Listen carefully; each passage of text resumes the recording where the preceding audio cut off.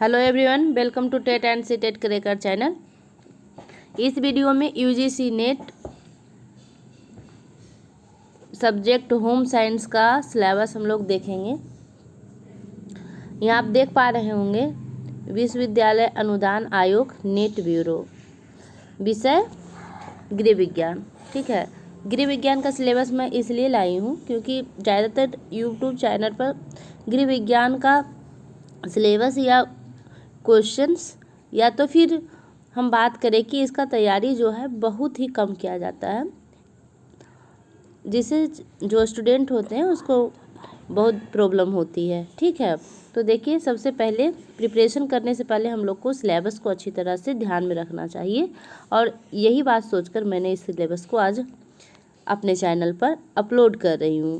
ठीक है, देखिए, जो होम साइंस है उसको हिंदी में गृह विज्ञान कहा जाता है। इतना तो आप सभी को मालूम होगा क्योंकि आप इस वीडियो को तभी देख पा रहे होंगे जब आपका सब्जेक्ट होम साइंस से होगा। ठीक ना, होम साइंस का जो कोड होता है वो 12 है। ठीक है, नेक्स्ट देखिए क्या है, इसका यूनिट जो सिलेबस है वो 10 यूनिट में डिवाइड है। ठीक है, और 10 यूनिट का भी सब यूनिट किया हुआ है। ठीक है, तो फर्स्ट यूनिट जो है वो फर्स्ट यूनिट में खाद्य एवं पोषण है। खाद्य एवं पोषण के अंदर कई सारे पॉइंट बने हुए हैं, जैसे कि फर्स्ट आप देख पा रहे होंगे खाद्य विज्ञान एवं पोषण, सेकेंड खाद्य के लक्षण, जिसमें भौतिक और रासायनिक लक्षण दोनों के बारे में यहाँ बात की जा रही है। थर्ड है खाद्यों की गुणवत्ता और मूल्यांकन, व्यक्तिपरक और वस्तुपरक। फोर्थ है पोषणात्मक तत्व और अन्य भौतिक पैरामीटरों, खाद्य परिरक्षण, अनुप्रयोग पर पकाने एवं प्रक्रमण तकनीकों का प्रभाव। फिफ्थ है खाद्य वर्णक एवं योगज।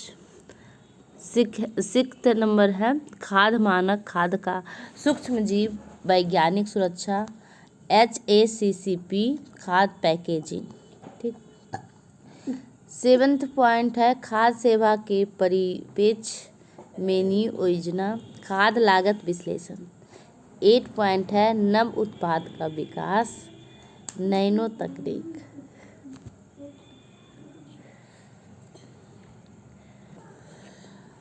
और 7th है नव उत्पाद का विकास, नैनो तकनीक।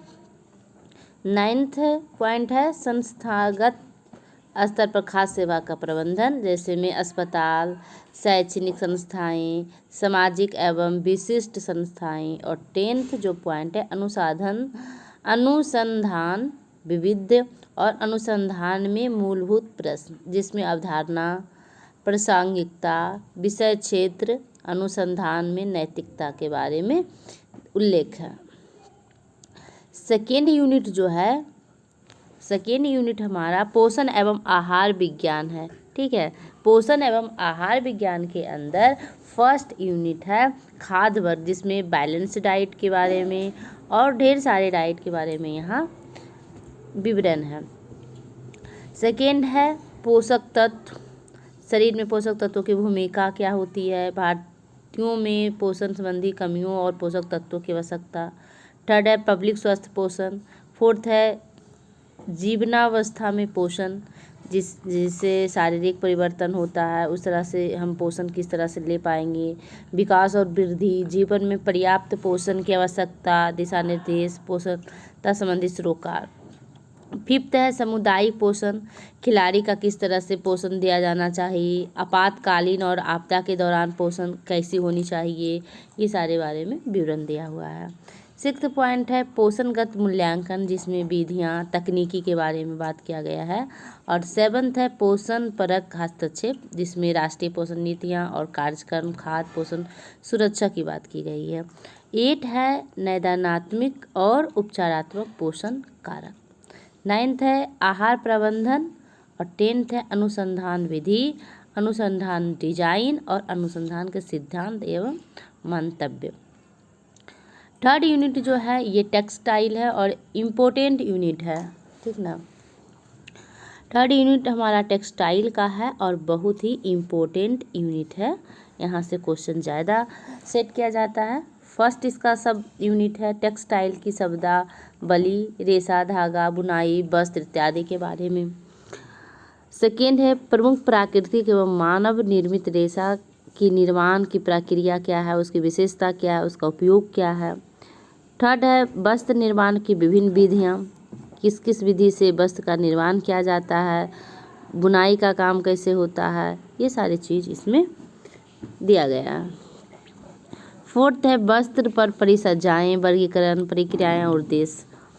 5 है रंगाई छपाई का वर्गीकरण, ब्लॉक छपाई की प्रक्रिया, टाई वाटाई, वाटिक, रोलर छपाई, स्क्रीन छपाई, डिस्चार्ज छपाई, हीट ट्रांसफ़र छपाई, डिजिटल लाइट छपाई, ये सारी छपाई का जो विवरण है इसके अंदर आपको पढ़ना होगा, ठीक ना। 6 पॉइंट है भारत में विविध प्रांतों में पारंपरिक वस्त्र, कढ़ाई के वस्त्र, छपाई के वस्त्र, रंगे वस्त्र, बुने वस्त्र, रेशों विविध नमूने, रंग, तकनीक व डिजाइन के आधार पर पारंपरिक वस्त्रों की पहचान है, ठीक। नेक्स्ट हमारा जो और पॉइंट है इसमें वो 10 पॉइंट तक है, आप देख पा रहे होंगे। वस्त्र का परीक्षण और गुणात्मक नियंत्रण है, जिसके अंदर ढेर सारे पॉइंट दिया हुआ है, आप देख पा रहे होंगे और आप इसको अच्छी तरह से पढ़ लेंगे। सिलेबस को आप डेली दिन भर में एक बार ज़रूर इस पर नज़र दीजिए, ताकि सिलेबस जब आपको याद रहेगा तब आपका जो स्टडी प्लान है वो आपको ज़्यादा सूट रहेगा, ठीक है। 8 जो पॉइंट है वो वस्त्र का पर्यावरण है, उसमें ढेर सारे पॉइंट है, दूषित गंदे जल का पर्यावरण हितैषी, लेबल चिन्ह, पर्यावरण हितैषी वस्त्र, ये सारी चीज़। 9 जो पॉइंट है वो वस्त्र का परिधान के क्षेत्र में हाल ही में हुआ विकास, क्या क्या विकास हुआ वस्त्र व परिधान के एरिया में, उसके बारे में दिया हुआ है। और 10 जो पॉइंट है अनुसंधान विधि है, इसके अंतर्गत हमें अनुसंधान के प्रकार, विवरणात्मक, गुणात्मक, प्रयोगात्मक, विश्लेषणात्मक, परिणात्मक, ये सारे अनुसंधान की विधियाँ पढ़ना होता है, ठीक है। 4th जो यूनिट है वो है परिधान और डिजाइनिंग। तो परिधान और डिजाइनिंग में सबसे पहला जो सब यूनिट है वो है नाप लेना। सेकेंड है परिधान निर्माण के उपकरण क्या क्या होते हैं, इसके अंदर आपको पढ़ना होगा। थर्ड है डिजाइनिंग के सिद्धांत व तत्व, उनका परिधान निर्माण में प्रयोग कैसे किया जाता है। फोर्थ है फैशन और 5 है पैटर्न बनाना, ठीक है। 6 है परिधान निर्माण और 7 है परिधान गुणवत्ता परीक्षण और 8 है परिधान का रखरखाव व संरक्षण, ठीक। 9 है विभिन्न आयु के लिए परिधान का चयन, जैसे कोई शिशु का हम परिधान का चयन कैसे करेंगे, बाल्यावस्था के बच्चे का हम किस तरह का वस्त्र देंगे, किशोरावस्था के बच्चों के लिए किस तरह का हम वस्त्र का चयन करेंगे, वैश्यावस्था का किस तरह का हम परिधान का चयन करेंगे, तो ये सारी चीज़ इसके अंदर आपको पढ़ना होगा। और जो 10 पॉइंट है इसका अनुसंधान की विधियाँ। 5 यूनिट है वो है संसाधन व्यवस्था, वित्त एवं उपभोक्ता के सरोकार, ठीक है। इसके भी सब यूनिट दिया हुआ है, जैसे आप देख पा रहे होंगे, प्रबंधन, अवधारणा, उपागम, समय, ऊर्जा, मुद्रा, स्थल, प्रबंधन, अभिप्रेरणा का सिद्धांत, निर्णय लेना, ये सारी चीज़। सेकेंड इसका जो पॉइंट है प्रबंधन योजना के कार्य है, इसके अंतर्गत बहुत सारे पॉइंट दिए हुए हैं, आप इसको वीडियो स्लो करके पढ़ सकते हैं आराम से, ठीक है। थर्ड जो पॉइंट है संसाधन कई प्रकार के हो सकते हैं, उसका वर्गीकरण, लक्षण, संसाधन को कैसे प्रयोग किया जा सकता है, उसे क्या क्या प्रभावित हो सकता है ना, ये सारी चीज़। प्राकृतिक संसाधन की बात की गई है, जिसमें वन, भूमि, जलवायु, वर्षा, ये सारी चीज़ का विशेष प्रकार से विशेषता बताया गया है। 5 है मुद्रा प्रबंधन, जिसमें परिवार की आय का प्रकार, बजटिंग, घरेलू लेख, परिवार की बचत, निवेश, ये सारी चीज़ है।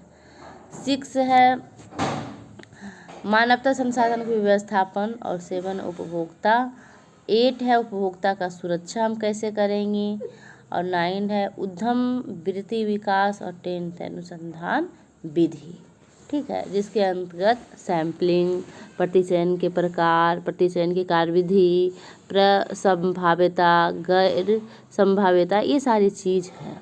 तो सिलेबस जो है बहुत लॉन्ग है, इसमें आपको मेन पॉइंट को ध्यान में रखना होगा और उसी का प्रिपरेशन करना होगा, राइट। वैसे अभी आपके पास टाइम बहुत है, क्योंकि एग्ज़ाम का जो डेट है एक्सटेंड हो गया है, तो आप अभी घर में बैठे हैं तो टाइम का यूज कर सकते हैं और अपना तैयारी बहुत अच्छी तरह से कर सकते हैं। जो 6th यूनिट है वो है आवासीय एवं आंतरिक डिजाइन।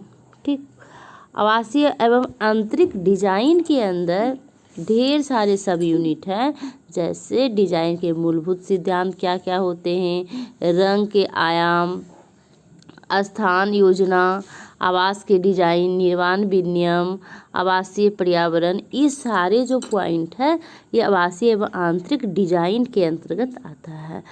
ऊर्जा स्रोत के रूप में उत्पादन डिजाइन और एर्गोनोमिक्स का महत्व, फर्नीचर एवं साज सज्जा की बातें इसमें की गई है, और अनुसंधान विधि। आप देख पा रहे होंगे कि सभी यूनिट के लास्ट में जो लास्ट पॉइंट होता है उसमें अनुसंधान विधि ज़रूर रहता है, जो कि यहाँ से भी क्वेश्चन हर पेपर में पुट किया जाता है। ठीक है, आपका जो सब्जेक्ट है उससे रिलेटेड अनुसंधान का क्वेश्चन यहाँ से पुट किया जाता है। ठीक है, नेक्स्ट जो यूनिट है वो 7 है, जिसके अंतर्गत बाल या मानव विकास की बातें की जा रही है। इसके अंतर्गत वृद्धि और विकास के सिद्धांत की बातें आती है, गर्भावस्था के दौरान देखभाल और जन्म पूर्व जन्म उपरांत के दौरान का विकास यहाँ देखा जाता है। ठीक है, सेकेंड पॉइंट है मानव विकास में व्यवहार से संबंधित सिद्धांत। थर्ड है बाल्यापन के प्रारंभिक काल में देखभाल किस तरह से करना चाहिए, व्यक्तित्व विकास पर परिवार का क्या प्रभाव पड़ता है, बच्चे और व्यक्ति जिन्हें आवश्यकताएं है उसको किस तरह से आवश्यकता पूरा करना चाहिए, और जोखिम में बाल और श्रम बेघर बच्चे की, अनाथ जो होता है, शोषित बच्चे होते हैं, उसका देह व्यापार कैसे किया जाता है, ये सब के बारे में आपको यहाँ जानकारी मिलेगी। कुमारावस्था और यौवना जो परिवर्तन होता है उसे अधिकतम विकास को प्रोत्साहित करने के लिए चुनौतियाँ क्या क्या होती है, ये सारी चीज़ यहाँ देखने को मिलेगा।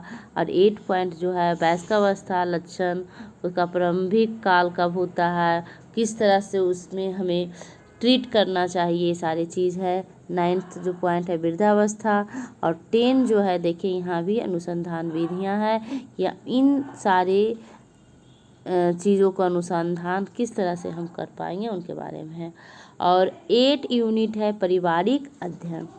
पारिवारिक अध्ययन जो फर्स्ट यूनिट है विवाह, पारिवारिक संबंधों की गतिशीलता, परिवार नियोजन, गर्भ निरोधक साधन, घरेलू हिंसा, वैवाहिक असमंजस, झगड़े और समाधान की बातें इसमें की जा रही है। माता पिता की शिक्षा की भी बात की जा रही है। परिवार विघटन, परिवार कल्याण कार्यक्रम, मानवाधिकार, जीवन काल देख रेख करने वालों के दिशा निर्देश, और जीवन काल विकास में स्वस्थ और कल्याण, अनुसंधान विधियाँ। और नेक्स्ट जो यूनिट है वो है 9, जिसके अंतर्गत विकास हेतु संचार। विकास हेतु संचार की बात, इसके अंदर कई सारे पॉइंट है, जैसे संचार का मूल क्या है, उसकी प्रकृति क्या है, लक्षण क्या है, कार्य क्या है, सिद्धांत क्या है, ये सारी चीज़ आपको पढ़ना होगा। सेकेंड जो पॉइंट है संचार सिद्धांत है, जिसमें मानवीय संवाद सिद्धांत है, जनसंचार सिद्धांत है, संदेश डिजाइन सिद्धांत, कई सारे सिद्धांत हैं।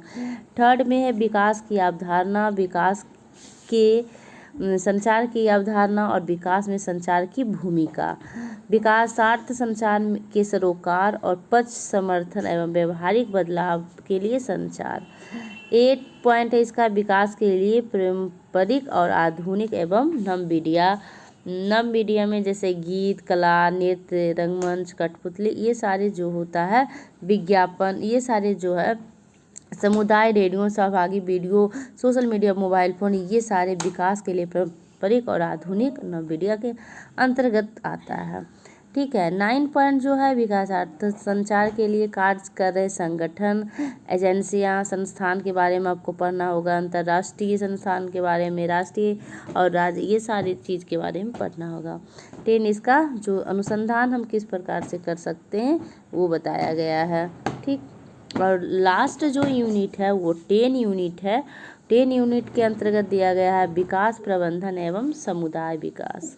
ठीक है। तो इसके अंदर विकास के विस्तार के ऐतिहासिक परिप्रेक्ष्य में बात की जाती है, कार्यक्रम प्रबंधन की बात की जाती है, विस्तार विधि एवं सामग्री की बात की जाती है, और कई सारे पॉइंट दिया हुआ है। विस्तार, शिक्षा और विकासात्मक गतिविधियां के बारे में बात की जा रही है। अनौपचारिक, प्रौढ़ एवं जीवन पर्यंत शिक्षा के बारे में की जा रही है। मानव संसाधन विकास के लिए प्रशिक्षण कैसे दिया जाना चाहिए, कौशल विकास किस तरह से दिया जाना चाहिए, समुदाय विकास के बारे में बात की गई है। जन भागीदारी और स्टेक होल्डर के परिप्रेक्ष्य में बात की जा रही है। भारत में नागरिक, ग्रामीण, जनजातीय समूह के लिए विकास का भी कार्यक्रम की बात की जा रही है। और नेक्स्ट जो लास्ट है अनुसंधान विधि, जिसमें है वैज्ञानिक रिपोर्ट लेखन, डाटा की प्रस्तुति और व्याख्या और परिचर्चा।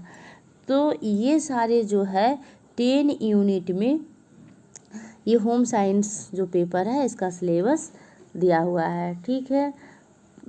अगर आप होम साइंस का प्रिपरेशन कर रहे हैं तो ये सिलेबस आपके लिए बहुत ही हेल्पफुल होगा। आई होप ये वीडियो आपको पसंद आया होगा। अगर वीडियो पसंद आया तो video like, share and subscribe कीजिए। और ऐसा ही नोटिफिकेशन पाने के लिए, ऐसा ही वीडियो देखने के लिए आप हमारे चैनल को सब्सक्राइब कीजिए और बेल आइकन को ज़रूर प्रेस कीजिएगा। ठीक है। और मैं इस सिलेबस का लिंक अपने वीडियो के डिस्क्रिप्शन में दे दूँगी, आप वहाँ से डायरेक्ट लिंक पर जाकर इसे डाउनलोड कर सकते हैं। राइट। Thank you.